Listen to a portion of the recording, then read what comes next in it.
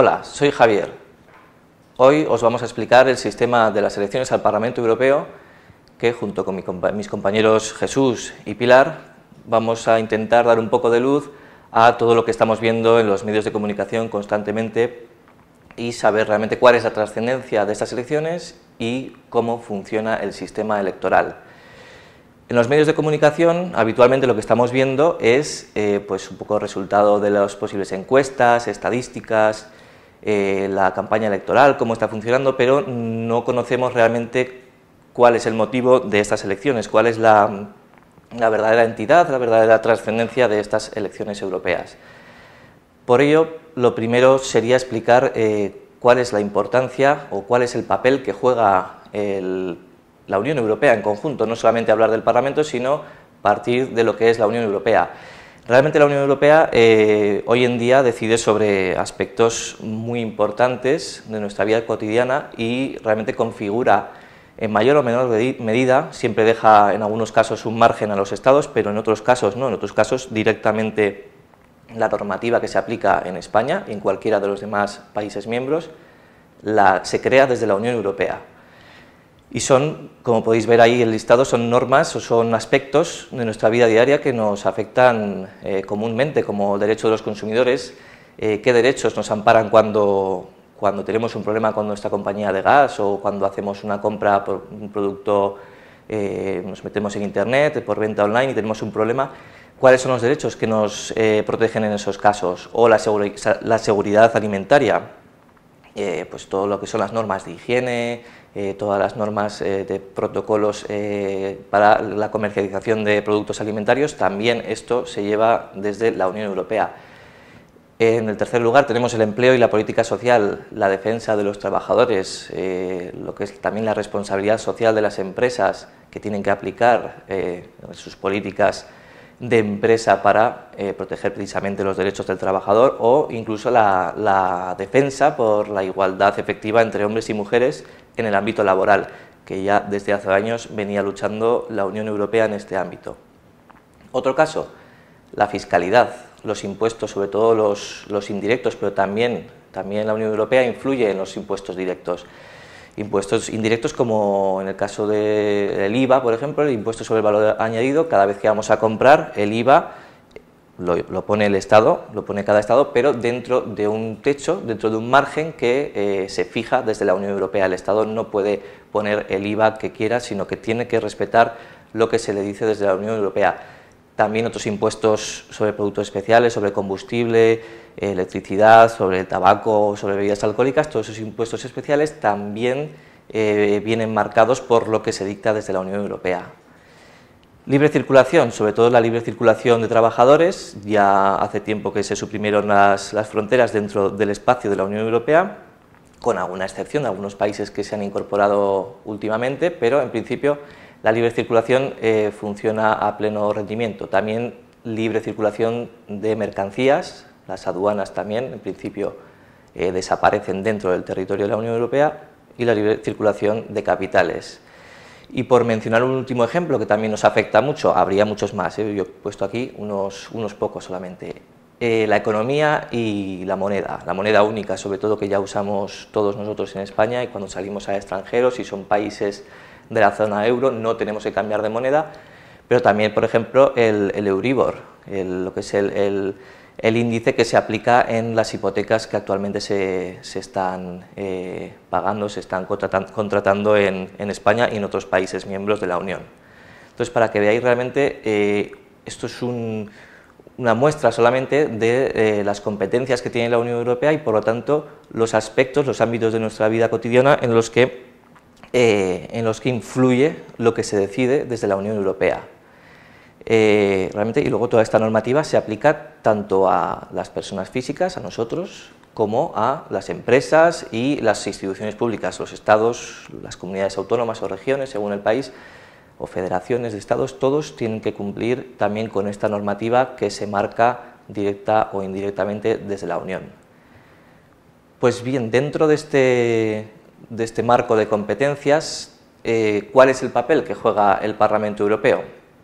Bien, lo primero que tiene que quedar claro es que actualmente el Parlamento ostenta el poder legislativo junto con el Consejo de Ministros.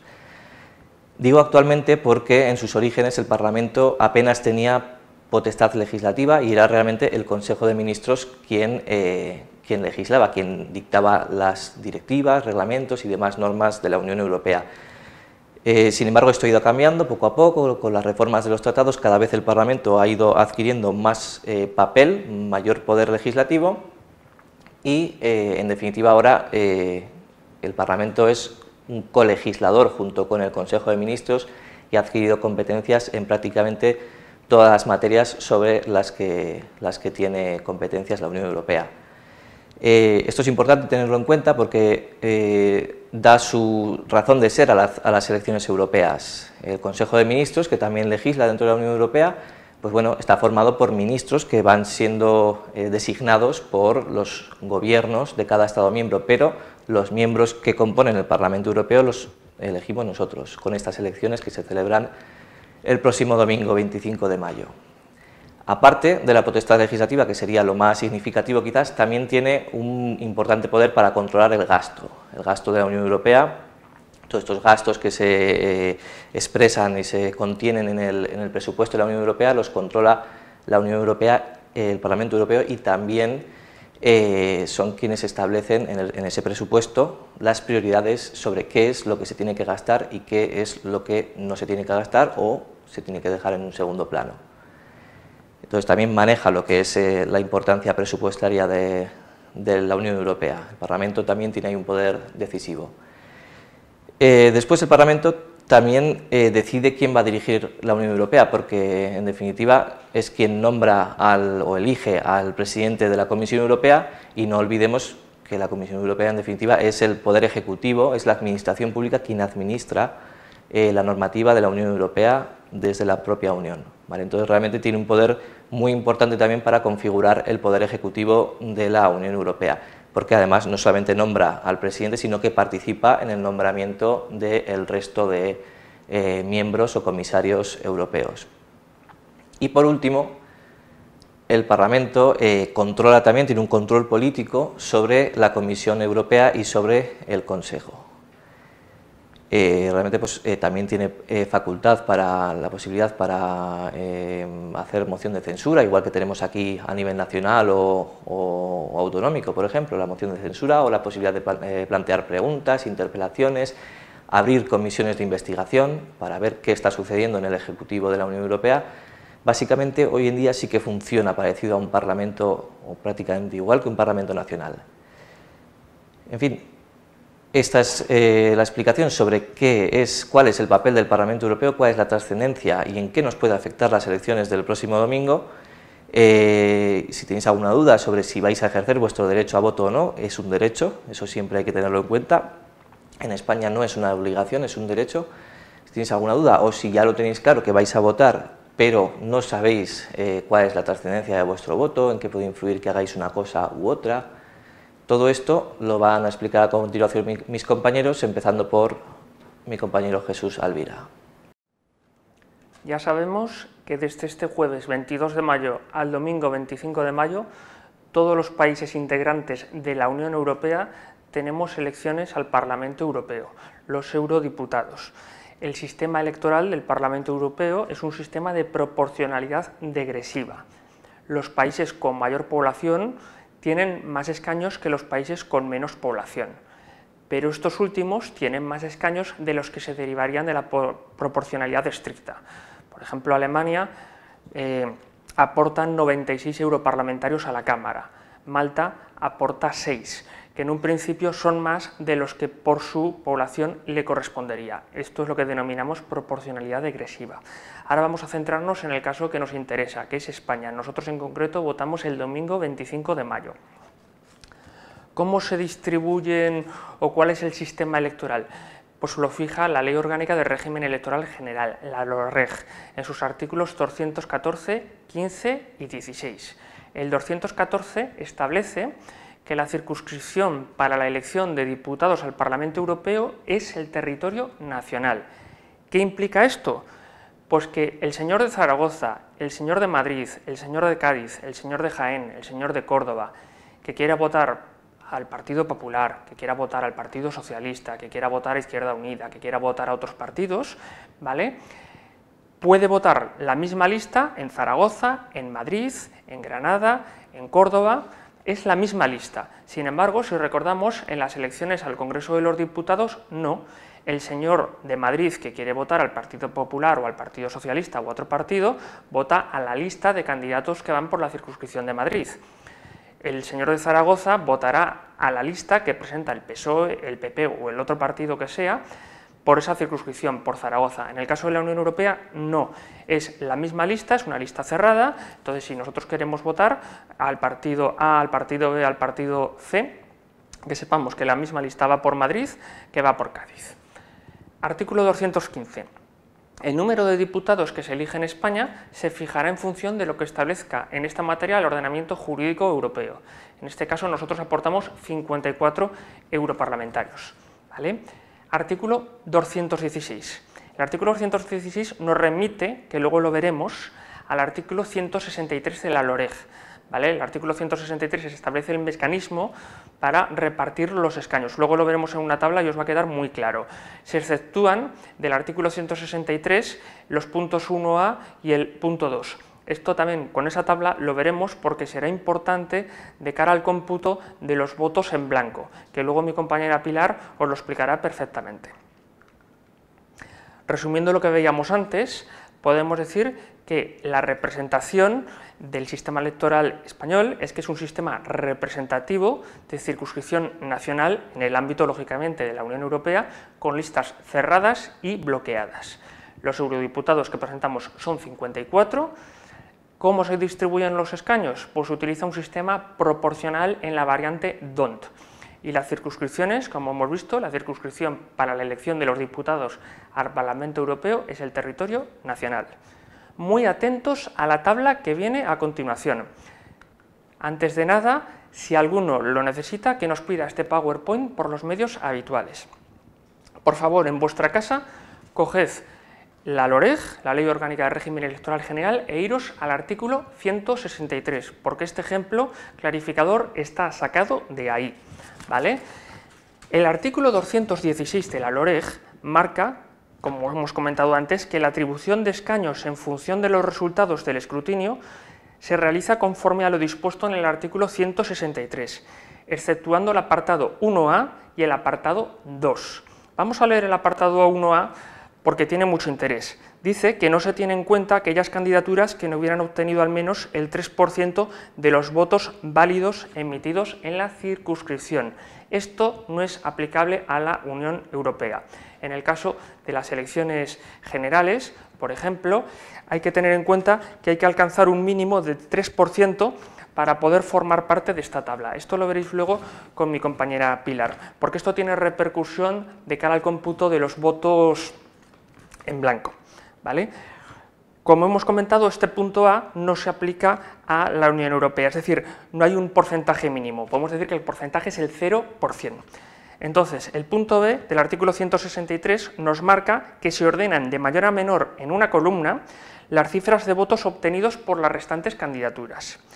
Y el punto C, que se divide el número de votos obtenidos por cada candidatura por 1, 2, 3, etcétera, hasta un número igual al de escaños correspondientes a la circunscripción, formándose un cuadro similar al que aparece en el ejemplo práctico. Los escaños se atribuyen a las candidaturas que obtengan los cocientes mayores en el cuadro, atendiendo a un orden decreciente. Con este ejemplo lo vais a ver muy claro. Como os comento, está sacado literalmente del artículo 163 de la LOREG. Lo podéis ver ahí o pidiéndonos el PowerPoint. Vamos a imaginar que hay 480.000 votos válidos emitidos en una circunscripción que elija 8 diputados. Votación repartida entre 6 candidaturas. El partido A obtiene 168.000 votos, el B 104.000, el C 72.000, el D 64.000, el E 40.000, el F 32.000. Es un ejemplo muy sencillo, ¿eh? Estamos yendo a la mínima expresión porque el sistema es complejo. Entonces, si hacemos lo que nos marca el punto B y C, ¿vale?, pues estamos dividiendo por 1, por 2, por 3, por 4, hasta 8, porque son los escaños que se reparten, 8 diputados. Pues como nos marca el punto C, dividimos por 1, por 2, por 3, hasta 8, cada uno de los votos que han conseguido los 6 partidos, cogiendo los 8 máximos cocientes, que son los que tenéis marcados en rojo. Por lo tanto, el partido A se llevaría 4 escaños, el partido B se llevaría 2 escaños, el partido C se llevaría 1 escaño y el partido D se llevaría 1 escaño. Los otros dos partidos, E y F, a pesar de haber tenido votos, no obtendrían ningún escaño. Y ahora os dejo con mi compañera Pilar, que os va a explicar también cuestiones muy prácticas, que estos días mucha gente se anda con el tema, ¿qué es esto del voto en nulo? ¿Qué es esto del voto en blanco? ¿Qué supone la abstención? Pues mi compañera Pilar os lo va a explicar perfectamente a continuación. Yo os dejo por ahora. A continuación explicaremos qué es un voto en blanco, un voto nulo y una abstención. Comenzamos con los votos en blanco. Los votos en blanco son aquellos que una persona emite depositando en la urna de la mesa electoral un sobre que no contenga ninguna papeleta. El ciudadano en estos casos sí que va a aceptar el sistema que nos representa, el sistema político, pero no se va a decantar expresamente por ninguna de las formaciones políticas que concurren a las elecciones, que participan en ellas, en este caso con ninguna de las coaliciones políticas que se presentan al Parlamento Europeo para cubrir escaños con eurodiputados. Muchas veces nos hemos podido hacer la pregunta de si los votos en blanco van a elevar el mínimo necesario para obtener un escaño. Pues bien, os lo voy a intentar explicar, a ver si lo consigo. Los votos en blanco se computan como votos válidamente emitidos, por lo tanto van a sumar al resto de votos, ¿de acuerdo? Según la Ley Orgánica del Régimen Electoral General, para que un partido sea considerado como candidato firme para obtener un escaño, en este caso en el Parlamento Europeo, es necesario que obtenga un número de votos mínimo de un 3% en el caso de las elecciones generales, también de un 3% en el caso de las elecciones autonómicas y de un 5% en el caso de las elecciones locales. ¿Qué ocurre? Que cuanto mayor es ese número total de votos válidamente emitidos entre los que se encuentran los votos en blanco, mayor va a ser ese corte mínimo del 3, 3 y 5 respectivamente. Esto respecto de ese tipo de elecciones, pero en el caso de las elecciones europeas el mínimo requerido es igual a un 0%. Por lo tanto, en este caso, los votos en blanco el próximo día 25 de mayo no van a elevar el mínimo necesario para obtener un escaño, ¿de acuerdo? Bueno, estas fotografías que veis aquí supondrían la emisión de un voto en blanco, ¿vale? Tenemos un sobre oficial por delante y por detrás y dentro no vendría absolutamente ninguna papeleta. Continuamos con el voto nulo. El voto nulo sí que ni suma ni resta, supone una absoluta neutralidad.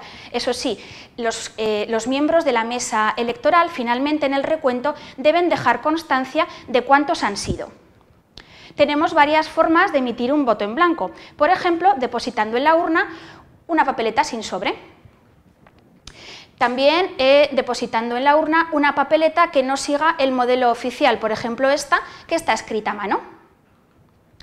También podría ser el caso de depositar un sobre de los oficiales pero alterado, por ejemplo este que lleva algún dibujo o presenta algunos rotos. También una papeleta alterada, en este caso lo que hemos hecho es tachar a uno de los candidatos del partido por el que vamos a votar y añadir otro que a nuestro juicio debería formar parte de la lista. También puede ser una papeleta alterada, aquella en la que hayamos puesto nosotros la frase que nos apetezca.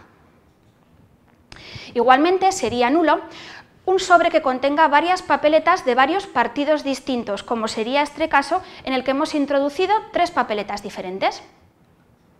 Y no sería un voto nulo, atención, aquel sobre en el que vayamos a depositar varias papeletas que pertenezcan al mismo partido. En este caso contaría como voto válido. Muy bien, y finalmente terminamos con la abstención. La abstención es igual a la no participación de un ciudadano en las elecciones, en este caso al Parlamento Europeo. ¿Qué implica? Pues un poco de descontento, porque en este caso el individuo no va a estar conforme con el sistema que nos representa y va a mostrar su rechazo a través de la abstención a todas las candidaturas que van a presentarse en esas elecciones del 25 de mayo. Entonces yo os voy a dejar con esta pregunta: ¿qué ocurre si la participación es escasa? ¿Realmente pensáis que los partidos que obtengan esas mayorías estarán legitimados para representar a todo el pueblo europeo? Bueno, pues os dejo con esta reflexión y yo ya me despido. Espero que entre mis compañeros Javier y Jesús y yo misma os hayamos ayudado un poquito a comprender estas elecciones al Parlamento Europeo que tendrán lugar el próximo domingo 25 de mayo. Espero que tengáis una buena jornada de reflexión.